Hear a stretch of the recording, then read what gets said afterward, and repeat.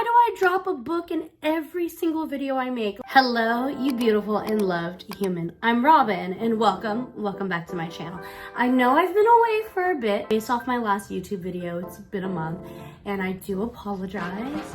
I tried to do something to make YouTubing easier for me and it didn't work out. Especially being new to creating videos, I need the assembly line. So I need to record, edit, post, record, edit, post.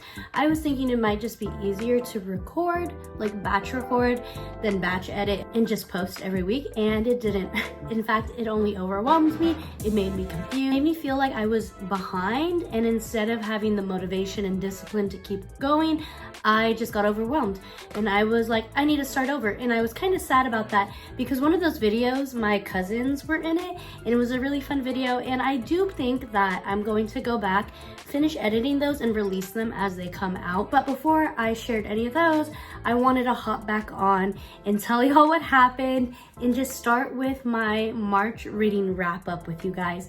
And from there, go ahead and move forward. But also I'll throw in some of those older videos as we go about. I do also feel like the Lord is calling me to do my booktube on Tuesday, so most of my Tuesday videos will be book related, but also he's putting this calling on my heart to do faith-filled Fridays, which those videos will be more specific on faith. I'm excited to see where the Lord takes that and whatnot, but let's go ahead and get into the March reading wrap up. I had to think about that because if I say that too fast, I completely butcher it.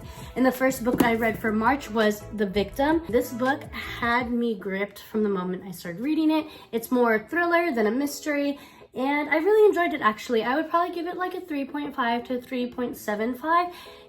I liked that it kept going between the victim, the detective, the victim's boyfriend, and what they call the mastermind, which is the killer. And he plays this game in order to determine if he was going to let the person live or die based on how they reacted to the situation he was putting them in. Me on edge. It was good. I really enjoyed it. It's not one of the books that I'm like, oh my gosh, you have to read it, I love it so much. It's not a book like that, but it is fast paced. The game was interesting to me, and yeah, like 3.5 to 3.75 stars. If you've read it, let me know what your thoughts about it were. Honestly, the cover got me. I'm a sucker for a good cover. Like, look at that. That's beautiful. How that relates to The Victim, I honestly don't know, but a pretty cover makes my heart happy. So yeah, so that was the first book of March. The second book of March, I had a lot of anticipation on. I had people DMing me, asking me like to let them know what I thought about it, all this stuff, and I was surprised because y'all, like, I'm new here, like I didn't expect anybody to be DMing me about anything, but sure enough, I had some people DMing me and it made me really happy to be talking to you guys, so thank y'all.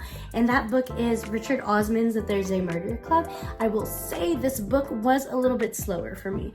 It was a book that like I did want to continue reading. It was a book that I did enjoy, but I was expecting something more fast paced, and I come to realize that I was always such a big thriller reader. In mysteries, correct me if I'm wrong, but they're a little bit more slow paced because it's not so much happening real time, and it's not so much going into the crime or whatever the thriller is about, but more so problem solving it. And yeah, I feel like the slow pacedness of this book, I wouldn't even call it slow, it was medium paced, okay guys? Like the beginning was more of a medium pace, and I feel like that was crucial because understanding the characters' personalities are so important in this book. And like I can see why they're so important, especially because it's like a series. And so they want you to fall, or Richard probably wants us to fall in love with those characters, which honestly, I really did enjoy the characters. I love that it was old people. It was something just so homey to me. I don't know, is homey the right word? I don't know, but I really enjoyed it. I really enjoyed the characters.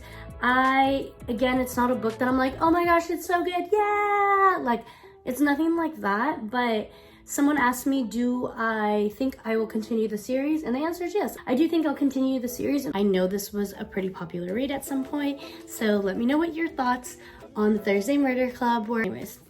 Anyways, the last book I read for March, and I didn't finish until April 4th, was The Book of Cold Cases. So I finished this up last night.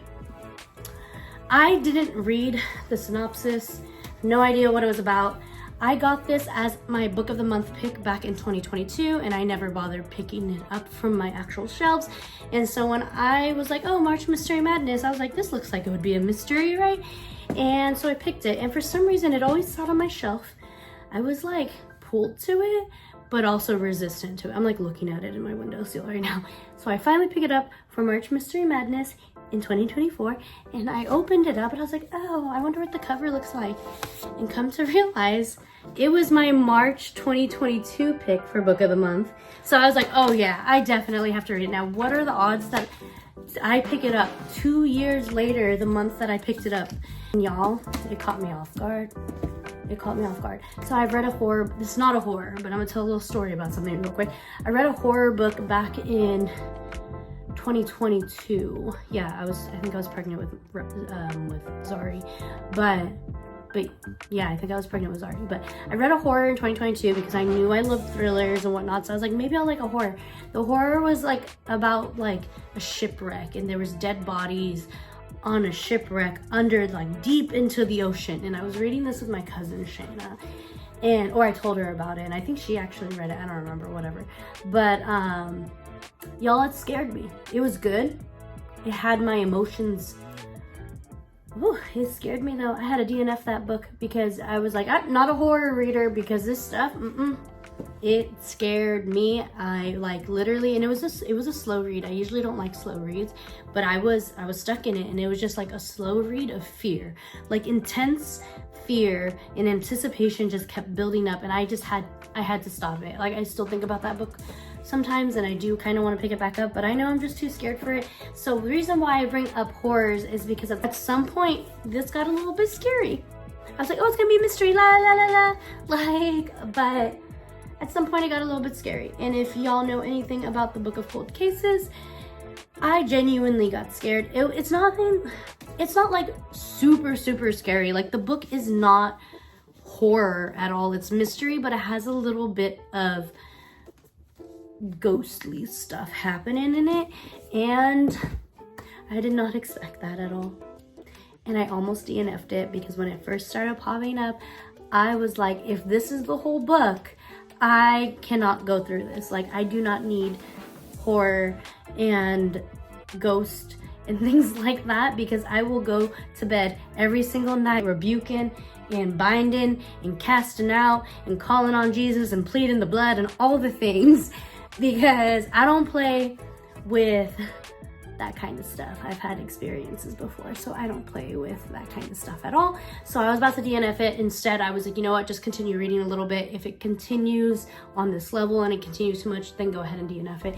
It did stay in the book, but it was, once you find out what it is, it's not as scary anymore. Like, only in the beginning-ish is it scary because you don't know where it's coming from or what's going on. So once you find out what it is, it's not as scary. So I was able to finish the book, and I really enjoyed it. I don't know if I want to continue with star ratings. Do you guys do y'all do star ratings? I know they're so big on Goodreads and stuff, but I feel like it's so relative. Before I had Goodreads, I always picked books that I felt I would like. And then in 2022, when I started my original Bookstagram, I would check Goodreads, and I would only read books that were like 4.0 and up. And then I realized a lot of the books that I felt like I would like weren't even 4.0 and up. And so I would miss out on these books and everything. And so I told myself when I got back on Bookstagram and got on BookTube this year that I'm just going to read the books that I felt like I wanted, and I'm not even going to check the rating because I don't want to know the rating at all. I don't know if I'm going to continue even giving my own star ratings because I don't check them. Like, I feel like it ruins it for me. So yeah, these are the 3 books that I read for March, and I felt like I truly enjoyed them. I was on a little reading hiatus for a little while, and I'm really excited to continue reading. I'm going to share my April TBR soon, and yeah, so if you enjoyed this video, go ahead and hit that like button. If you have any opinions on any of these books, you look forward to them or anything like that, drop a comment down below. If you really enjoyed this video and you know somebody who might enjoy it as well, go ahead and share it with them. And if you want to see my face again, go ahead and hit that subscribe button because I look forward to seeing you in my next video. But until then, remember that you are loved, you are beautiful, and you are a masterpiece.